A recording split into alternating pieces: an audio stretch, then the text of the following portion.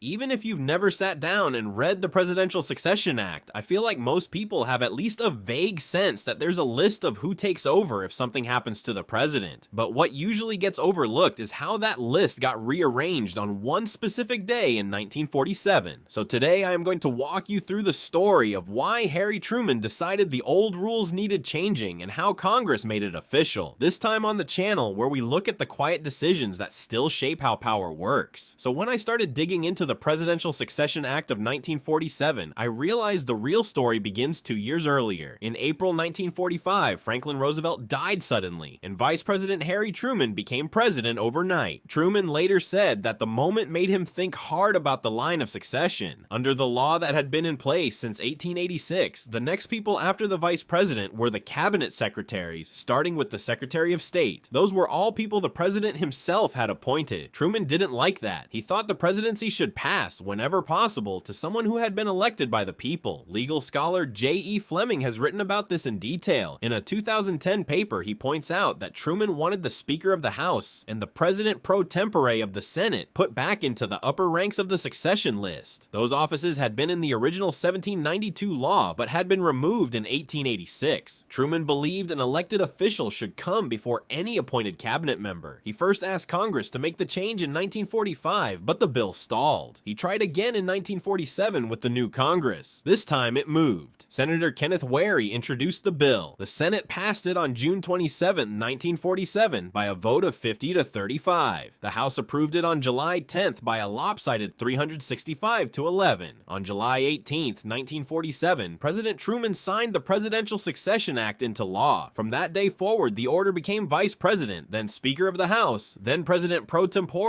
of the Senate, and only after that the cabinet secretaries in the order their departments were created. What I find interesting is how personal the whole thing felt for Truman. Some historians note that he had a warm relationship with House Speaker Sam Rayburn and a more complicated one with the elderly Senate President pro tempore. Whether that friendship influenced the exact ranking or not, the principle was clear: elected first. The law also requires that anyone who steps up has to resign their previous office and meet all the constitutional requirements to be president. It has been amended over the years as new cabinet departments were added, but the basic structure Truman wanted is still the one we live under. I've always thought it's remarkable that a law this important was signed on an ordinary summer day and then quietly went about its business. It has never been fully tested in a real succession crisis beyond the vice presidency, yet it sits there ready. Every time you hear talk about the line of succession or see a chart of who is next in line, you are looking at the result of Truman's decision and the votes cast in that summer of 1947. The system feels permanent, but it was deliberately redesigned by people who had just lived through a sudden presidential death and wanted a better arrangement. So the next time someone mentions the Speaker of the House being second in line, remember that it wasn't always that way. It became that way because one president looked at the rules, decided they put too much power in the hands of appointees, and pushed Congress to put elected representatives higher on the list. No drama, no big public ceremony that anyone remembers, just a signature on July 18, 1947 that still shapes the continuity of the American government, and that, my friends, is how a practical concern about who should take over became the succession order we still use today. I'll see you next time.